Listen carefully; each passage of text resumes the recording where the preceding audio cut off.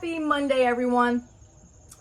I have been telling you that Micah has been talking for a very long time, and it is time to bring some people new onto the scene. And I have Joyce here today. Saturday, we had a booth, our very first booth with the Widow Walk Foundation at our fall festival here in Franklin, Virginia. And this lovely lady, we did not plan to match, but as you can see, we are complimenting each other with the green here this morning. I did not tell her that, so it's excellent. I'm already very happy with her cheerful fashion choices, and our fall is coming along. It's still very warm here, but we're thankful for the slowly lowering temps, and we have a breeze right now here on my porch. So we're gonna have a porch side chat with you.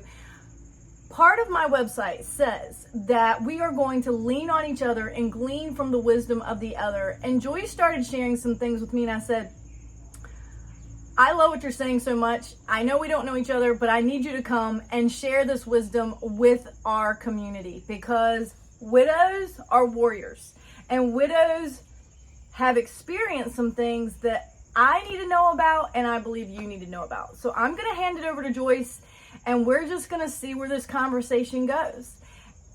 I hope you enjoy. Thank you, Micah.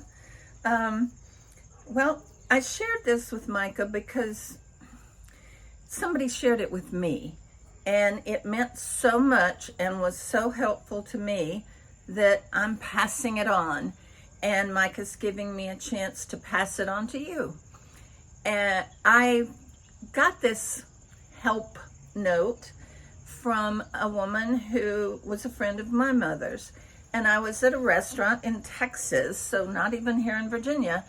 And everybody that was at the table except me got up to leave to do different things and talk to other people. And suddenly this woman jumped up and came over and sat down with me. And she said, "Hi, I'm a friend of your mom's, and I'm a widow, and I know you're a new widow, and I just want to give you a note to put in your head, and maybe it'll help you."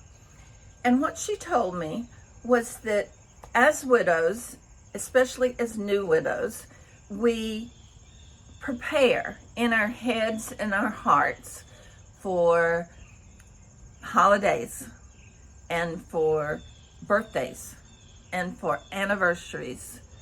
And we know they're going to be hard, and we know they're going to impact us some. But we prepare. We know they're coming, and we say, "It's coming. I've got to prepare for this." And she said, and so that helps us.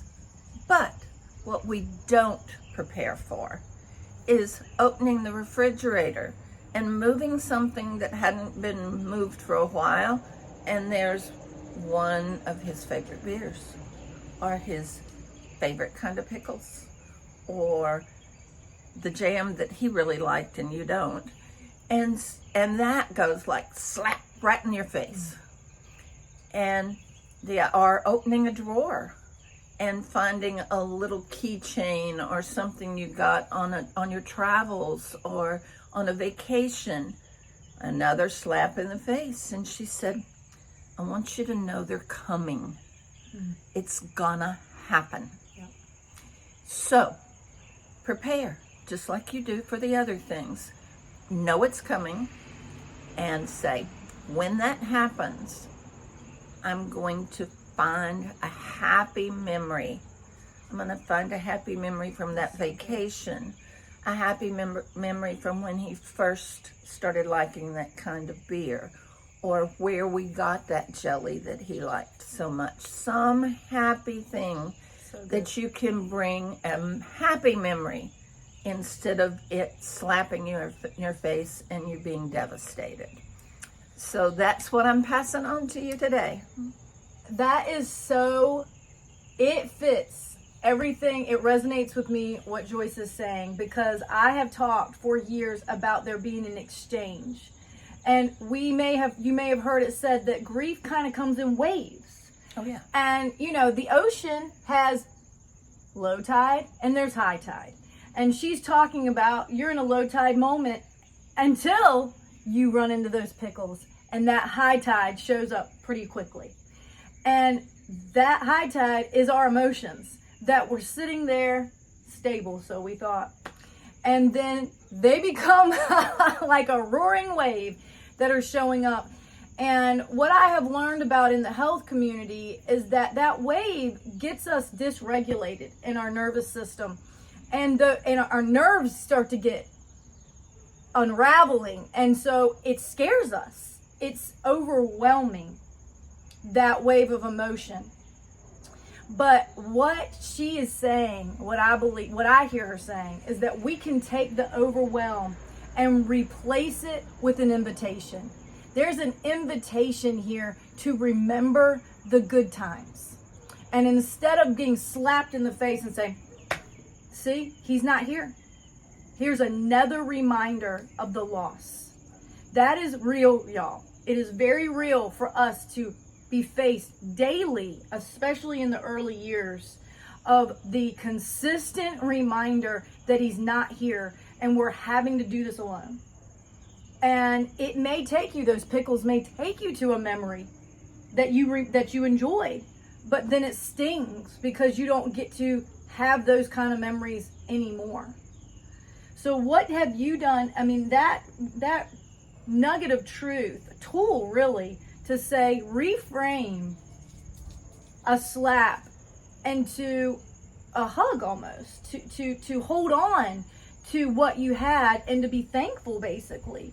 Right. I mean, How did you find that in those beginning times when that happened? How did you really move through it? well, I mean, that was kind of a guidance. Yes. And I do talk about my husband. I know a lot of widows that don't much. Right. I talk about my husband. I talk about things he said. I've Yep. talked about things he did. I try not to be obnoxious about it. For sure. But when a time comes up that a memory comes, I smile, and sometimes I pass it on. Like, he had a keychain. He said, and it was, I refused to have a battle of wits with an unarmed person. I like that. And that fits into a lot of conversations. It's a great icebreaker. A Right. great icebreaker. And so, yeah, we had good times. We had not so good times. And, I don't think about those not so good times. I don't mention them. I don't talk about them. Because he doesn't deserve that. I don't deserve that. But I do deserve to remember the good times. That's, y'all, I mean, this is wisdom. These are things, and how many years has that been now? Since he died? Yeah. 12. 12 years. And we were married for 40. He died just before our 40th anniversary. Wow. My husband passed a week after our 13th anniversary. To the day. And we almost didn't go on to Williamsburg for it because we had things coming up that weekend, and he said, I think we should get away. And I kind of gave some pushback and said, we have all this stuff we got to do. And a week later, he was gone. And I would have had regret. And I didn't have the regret because One more memory added before. It's so simple, y'all. These moments of decision making. And I mean, those were the waves hitting me in those early days of like, oh my gosh, can you believe how close we were to certain things that I would have been robbed, in a sense, felt robbed, because you assume you have more time. You always assume that. We assume we have more time. And your husband kind of passed suddenly, was sick, but... He was sick, but he was at home, and he was actually, my daughter and I were there with him, and we were talking, and all of a sudden he went, oh no, and that was it. Wow. Well, there has been, just this week for me personally, two, if you want to say loved one, acquaintances, more than acquaintances, close friends who have lost loved ones, both mother-in-laws. And they were elderly and maybe 90 or so. So you know, sometimes it's easier for us to accept the loss of that age. Joyce has told me that her mother is 104, still living, y'all. That's a good story, okay? That's a remarkable story. That is a remarkable story. And didn't you say that she was kind of had a suitor a little bit? Oh yeah. When she was 95, she had a boyfriend that came and visited, and they went dancing at senior citizen dances. 95. Are you hearing this, y'all? So don't go, I'm getting old. Look, I'm not making this up. This is a real life testimony that women and even men at any age are still choosing to live life and enjoy life. These people who shag and do these different type of dancing things, my neighbor, he was 90 and his pacemaker finally played out, but he was dancing up to that point. And I'm telling you, he had a pep in his step. He had joy in his heart. And I said, these are the kind of people I want to be when I grow up. I want to have joy in my heart to the very end. And she's still going at 104. I didn't even know we had anybody around here of that age. And so it's possible, y'all. It's possible, even through disease and really hard sickness and hardships that we're going through, the pandemic especially, it's felt like just everyday life has felt harder. Do you feel that? Oh yeah. But you can't quit. You can't. You've got to keep going, and don't stay in your house. Wow. Don't hibernate. Don't say, my life is over. This is all. Go out. Do things. Talk to people. Doesn't matter if you know them. That's right. We didn't know each other till Saturday. And she was willing to come to a stranger's porch and have a conversation. And I said, this has to happen. We need to hear more from real life stories, because this is a phrase I like to say, God gets the glory for every uncommon story. And I said, no, widows, they've got some uncommon stories. And I think there's some beautiful threads. There's a tapestry I'm hoping to weave in the coming weeks as I hear from other widows and widowers of beauty and ashes. What has given you the purpose to keep waking up every day and choosing to live? I mean, when you've had that much time with someone, I've had some that they just felt so like they were missing an arm, and like a little bit of an identity crisis of like, who am I now? I mean, did you struggle with any of that? I didn't struggle with the who am I now. Luckily, I was still working. And so I had to get up and I had to go and I had to do. And, but I think when I retired, I had a little bit of, okay, now what? Mm-hmm. I was driving an hour away every day to work. So that it was like, I got all this time. Mm-hmm. And I don't have to get up at 5 a.m. every day. Amazing. Yay. Actually, I left my alarm on at that time, and I had such fun turning it off and going back to sleep. And you feel a little rebellious by doing that, but actually But, I lived here, but I didn't live here. Because I would leave at 5:30 every morning, and I would get back between 6 and 8, depending on what was going on. And I just knew a few people and whatever. So I had to get myself up and go out and do things and talk to people. And, it can start as easily as going to a restaurant. Take a book if you don't like sitting there by yourself. Magazine, whatever, read while you're waiting for your food. Talk to the waitress. Make a friend. You hear conversations. Y'all, I jump into everybody's conversations. I was at the grocery store yesterday, and somebody was saying that her talking on the phone, we talk on the phone, and we bring other people into our lives when we talk on the phone, yes, and they can hear us. Yes, they can. And she was talking to somebody and said, well, she was dating this guy, but then he started being a problem. And she said, he started being controlling. And I was walking by and I said, run very fast. And she started laughing and she said, a lady just passed and said, run very fast. So, I just jump in other buddies' conversations and sometimes I make a friend. This is how easy it can be done. Now, from what she's saying, I would label us both as extroverted, which means that we're okay getting out. Do you think you're extroverted? Do you think you're introverted?